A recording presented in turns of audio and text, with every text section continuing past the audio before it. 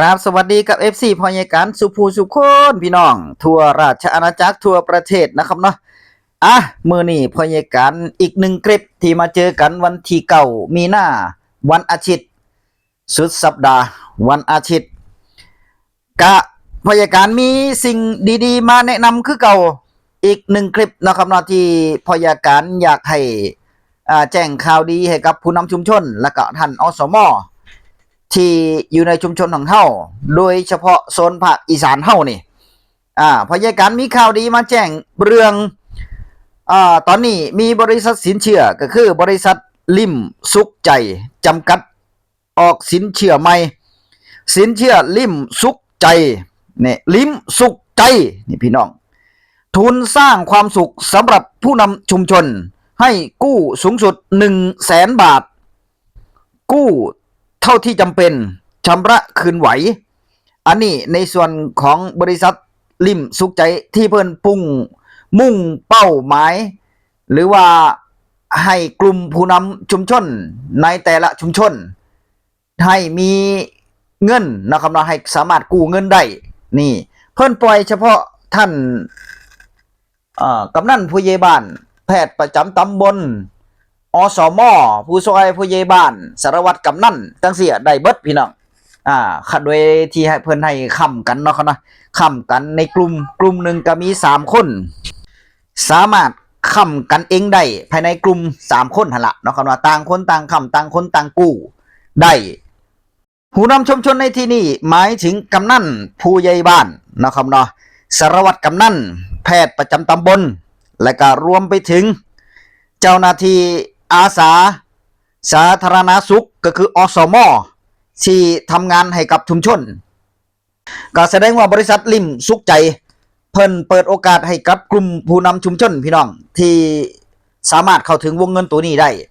ถ้าบ่แม่นผู้นำชุมชนก็บ่สามารถที่จะกู้เงินได้เนาะครับเนาะอย่างที่พยาการได้รายงานและก็ได้ชี้แจงไปคลิปก่อนทีนี้พยาการก็อยากจะมาแนะนำในส่วนของบริษัทลิมสุขใจว่าเป็นที่มีที่มาที่ไปจังใดเนาะครับเนาะบริษัทซื้อสินเชื่อก็คือซื้อบริษัทลิ้มสุขใจทุนสร้างความสุขสำหรับผู้นำชุมชนนี่บริษัทนี่เพิ่นเปิดเพิ่นตั้งมาโดนแล้วเนาะครับนะเพิ่นจะตั้งมาโดนแล้วแล้วก็ให้เห็นความสำคัญของผู้นำชุมชนเพิ่นก็เลยปล่อยวงเงินให้กู้สูงสุด100,000 บาทระยะเวลาผ่อนชำระสูงสุด36 งวดพี่น้อง36 งวดเนาะครับเนาะอัตราดอกเบี้ยคิดแบบลดต้นลดดอกเปรียบเทียบเท่าเป็นอัตราดอกเบี้ยแบบคงที่จะตกประมาณเดือนละ 1.09% ถึง 1.63% ต่อเดือนเลยพี่น้องอันนี้อัตราดอกเบี้ยแบบคงที่นะครับเนาะวงเงินสูงสุดให้กู้ก็คือยาวนานถึง36 งวด36 งวดก็3 ปีหั่นล่ะเนาะแม่นบ่ปีหนึ่งก็12 เดือน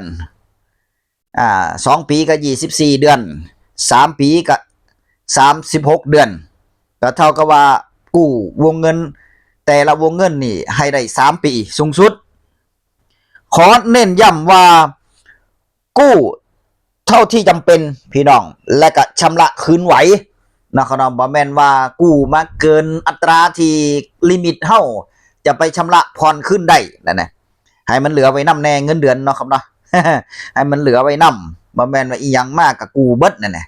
แต่ทั้งนี้ทั้งนั้นถ้าหากว่าผู้ใดมีความจำเป็นในการอยากกู้เงินบ่มีเงินจังซี่ก็สามารถเข้าถึงวงเงินตัวนี้ได้ในการวงเงินอนุมัติก็คืออนุมัติภายใน1 วันทำการเอกสารไม่ยุ่งยากเชื่อถือได้ดำเนินการภายใต้การทำงานของธนาคารแห่งประเทศไทยนี่พยาการจะอ่านไปซ่าๆแล้วก็แจ้งรายละเอียดยิบเลยนะครับเนาะว่าเป็นจังใดในส่วนของเรื่องแต่ละเงื่อนไขที่เฮาเข้าถึงวงเงินตัวนี้ได้พยาการว่าดีอยู่พยาการศึกษาแล้วพยาการก็ว่าดีอยู่เนาะครับเนาะในส่วนของผู้นำชุมชนท่านกำนันผู้ใหญ่บ้านหรือว่าสารวัตรกำนันแพทย์ประจำตำบลรวมไปถึงอสมสู่ผู้สู่คนที่เป็นระดับ ผู้นำผู้เสียสละให้กับชุมชนนี่เป็นแบบอย่างที่ดีให้กับชุมชนก็ยังดีเนาะมีบริษัทที่เพิ่นเล็งเห็นความสำคัญสำหรับผู้นำชุมชนเฮาสามารถเข้าถึงวงเงินตัวนี้ได้ถ้าบ่ได้เป็นผู้ใหญ่กำนันหรือว่าบ่ได้เป็นผู้นำชุมชนอย่างที่กล่าวมาบ่สามารถที่จะกู้เงินได้เด้อพี่น้องเด้อไปเบิ่งรายละเอียดต่อพี่น้องมาดูเงื่อนไขและคุณสมบัติผู้ขอสินเชื่อต้องมีอายุ20ถึง65ปีเนี่ยก็ส่วนมากก็อายุ50 40 50นี่แหละเนาะผู้นำชุมชนเฮาเงื่อนไขที่2อายุงาน1เดือนเป็นต้นไปก็สามารถยื่นกู้ได้นี่อายุ1เดือนขึ้นไปเด้สามารถกู้เงินได้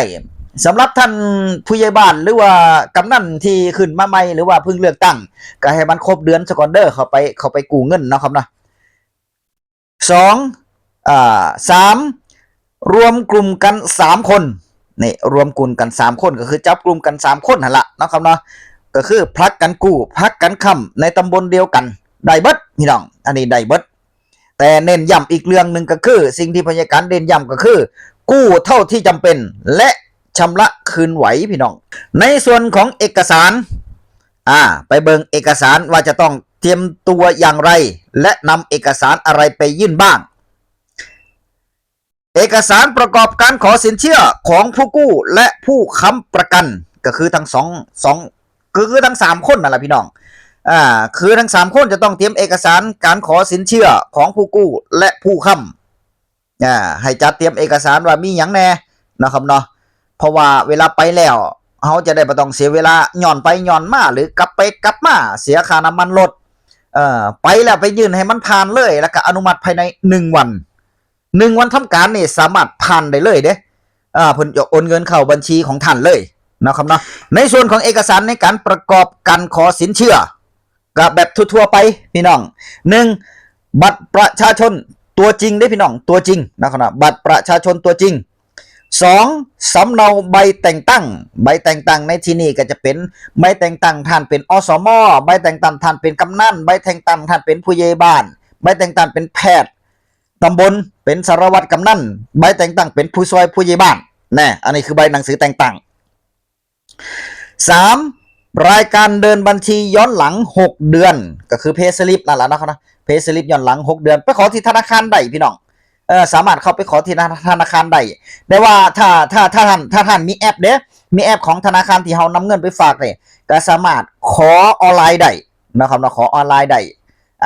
จะแจ้งทางออนไลน์ก็ได้จะเอาเอกสารก็ได้นะครับเนาะไปปิ้นไปหยังออกมาเอา4สมุดบัญชีธนาคารที่รับเงินเดือนก็คือเงินเดือนส่วนมากแล้วบ่ว่าจะเป็นอสมบ่ว่าจะเป็นผู้นำชุมชนเนาะก็ต้องส่งเอกสารถ้าเป็นอสมก็ส่งไปที่กระทรวงสาธารณสุขอยู่แล้วอย่างผู้นำกำนันผู้ใหญ่บ้านผู้ซอยก็ส่งไปที่กรมการปกครองอยู่แล้วนะครับเนาะในส่วนของสมุดบัญชีธนาคารที่เฮาเปิดบัญชีที่สามารถรับเงินเดือนได้ที่นี่ไปเบิ่งของแถมพี่น้องของแถมถ้าหากว่าท่านทำเรื่องผ่านแล้วเนาะครับเนาะทำเรื่องผ่านแล้วท่านจะได้ของแถมในส่วนที่บริษัทจะแถมให้ก็คือมอบประกันอุบัติเหตุส่วนบุคคลหรือว่า PA ให้1กรมธรรม์ PA นี่ประกันอุบัติเหตุนะครับนะ PA เพิ่นเอิ้นว่า PA ในส่วนของมอบประกันอุบัติเหตุส่วนบุคคลถ้าหากว่าเฮาไปยื่นเรื่องกู้เป็นที่เรียบร้อยแล้วทางบริษัทริมสุขใจอนุมัติเงินเข้าบัญชีเฮาเรียบร้อยแล้วเฮาก็จะได้เพิ่นก็จะมอบกรมธรรม์ให้ฟรีนี่กรม1กรมธรรม์เพิ่นเด้เวลาท่านเกิดอุบัติเหตุหรือว่าเสียชีวิตหรือว่า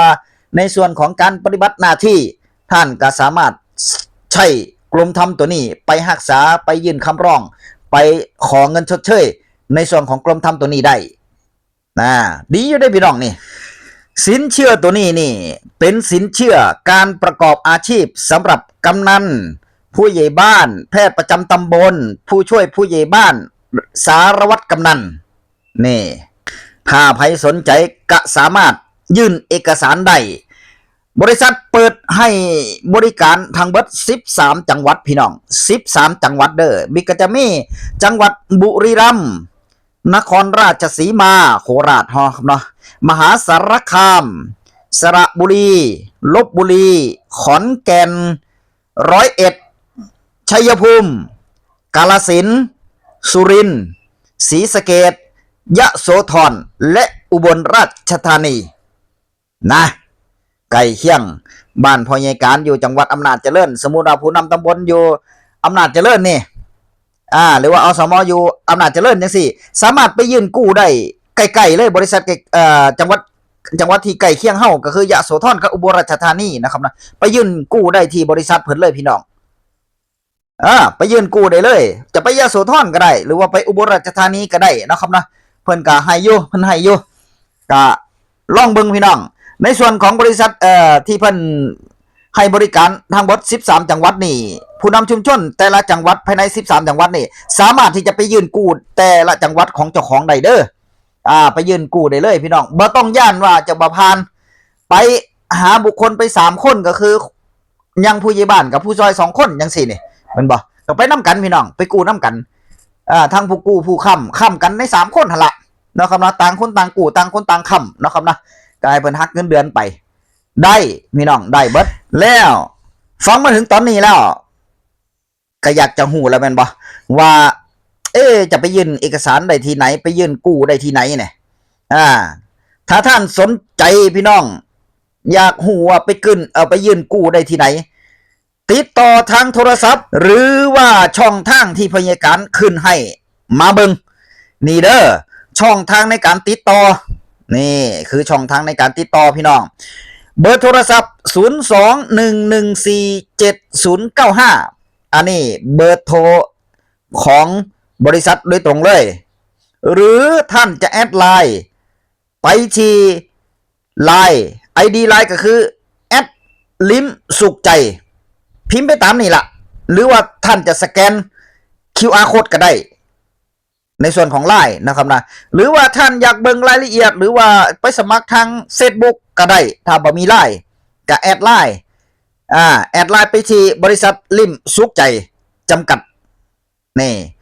มีทั้ง Facebook มีทั้ง LINE นะครับเนาะท่านติดต่อทางไหนก็ได้3ช่องทางนี่สามารถติดต่อได้เบิดถึงบริษัทเลยตรงๆเลยบ่ต้องได้ไปยุ่งยากแล้วก็บ่ต้องได้ไปย่านว่าจะเป็นแก่งมิจฉาชีพบ่หรือว่าจังได๋นะครับเนาะเว้ากับเจ้าหน้าที่เพิ่นซะก่อนว่าอันนี้เด้อผมอยู่ตำบลนี่บ้านนี่มันมีบ่ฮะมันมีบ่ฮะนะครับเนาะผมจะไปติดต่อได้ที่ไหนนี่ไปสามารถยื่นกู้ม่องใดจะไปส่งเอกสารม่องใดเดี๋ยวเจ้าหน้าที่เพิ่นก็ติดต่อให้แล้วก็สอบถามได้หรือว่าจังหวัดผมนี่มันบ่ได้อยู่13ในจังหวัดนี่แม่นบ่ท่านก็สามารถโทรไปติดต่อหรือว่าแอดไลน์ไปคุยกับเจ้าหน้าที่เพิ่นก่อนก็ได้พอแอดไลน์ไปคุยแล้วเฮาก็จะได้ฮู้รายละเอียดว่าจะต้องเตรียมเอกสารหยังไปแน่ถ้าว่าฟังพยาการยังบ่ทันเข้าใจเนาะครับนะฟังพยาการยังบ่ทันเข้าใจก็สามารถที่จะสอบถามเจ้าหน้าที่ด้วยตรงได้แต่ว่าทั้งนี้ทั้งนั้นในการกู้เงินพี่น้องกู้เท่าที่จำเป็นแล้วก็ชำระคืนไหวนะอย่าไปกู้ให้มันเกินโตนะเขานะอย่างสมมุติวงเงินเป็นให้ฮอด 100,000 บาทนะเขานะเฮากู้เท่าที่จำเป็นก็อย่างเช่นว่าเฮาจำเป็นต้องใช้เงินประมาณ 30,000 40,000 50,000จังซี่เดี๋ยวก็กู้ส่ำนั้นก็พอ